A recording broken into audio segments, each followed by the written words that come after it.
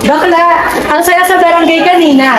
May libreng bigas, sardinas at jacket pa! Wow! Ano yan? Wawawin? Wala akong Berman sa, pero bibigyan niya ng pamasko kwento. Wawawin? Wawawin? Wawawin? Gago, hindi. Nangampay na kasi si Mayor. Tapos sabi niya, supportahan natin siya. Kasi di ba madami na siyang maitulong. Wow! Naitulong? Bigas at sardinas? Kapalit ng boto mo? Eh, galing rin naman sa kaban ng bayan yan, no? Ang sarap kaya, no? Sarap maging tanga? Sarap maging tanga? Ano raw? Ano raw? Anong masama kung tumanggap ako ng biyaya? At least, may napala ako. May makakain ako mamaya. Napala? Anong napala? Sa 1 kilong bigas, kapalit ng 6 taong pagdurus. Tangina ba? Lugi ka sa palitan. Sarap maging tanga? Hoy, masama na pala magpasalamat. Di masama ang magpasalamat, pero mali ang magtaupo. Ano raw? Huwag mong itong malaki ang libre mong bigas kung binayaran mo yan gamit ang kinabukasan mo. Eh, ikaw, nagparehistro ka na ba? Hindi. Ano? Ano? Ano? Walang kwenta. Pare-pareho lang yan. Walang magbabago dyan, bakla. Mali yan. Minsan lang ang eleksyon tapos hindi ka pa boboto. Eh ano ngayon? Bumoto man ako o hindi. Pare-parehas lang nga gagawin yan. Sayang lang oras sa kanila. Bex, ansya ka ba? Ansya ka ba? Ansya ka ba? Kung hindi ka boboto, edi mas lalong walang mangyayari. Ikaw nga eh, bumoto ka lang sa election eh. Anong nangyari? Umangat ka ba?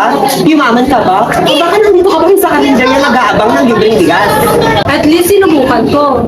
Eh ikaw, wala kang hanggang. Sarap maging tanga? Ang bag? So ang bag mo kung sino bigay sa'yo ng 1 kilong bigas sa ilang iboboto mo? Ang galing! Baka kung sino mga Poncio Pilato at mga politikong magbigay sa'yo at may mga iPhone, baka pati kaluluwa mo isang labo na din. Sarap maging tanga? Isang buwan kayong pinapala ng bigas, tapos ang 6 na taon kayong kawawa, paulit-ulit na lang Dex! Paulit-ulit na lang Dex! Eh, anong gagawin ko? Wala naman akong pinag-aralan. Paulit-ulit na lang Dex! Tangina bakla! Hindi mo kailangan ng diploma para mag-Dex na hindi mo kailangan ibenta ang boto mo. Ano raw? Hindi mo kailangan ng degree para malaman mo kung ano ang trabaho ng isang politiko. Eh, anong choice ko? Lahat naman sila pare-pareho. Hindi lahat.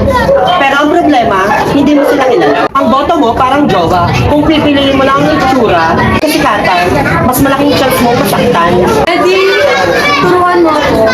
Tangina, trabaho mo yan. Hindi responsibilidad ng iba na inulat ka. Pero halika, bigyan kita ng reality check. Ang boto mo, hindi lang yan papel. Buhay yan. Ayan ang mag-mission sa'yo kung ano ang kakainin mo sa loob ng 6 na taon. Kung Jollibee o tinatirang hugaw sa tabi. Eh, paano ko malalaman kung tama boto ko? Kung hindi ko naman kilala ang mga pagpipilian? Hindi mo malalaman kung hindi mo aalamin. Kung paano tayo magsisimula? So eto na nga.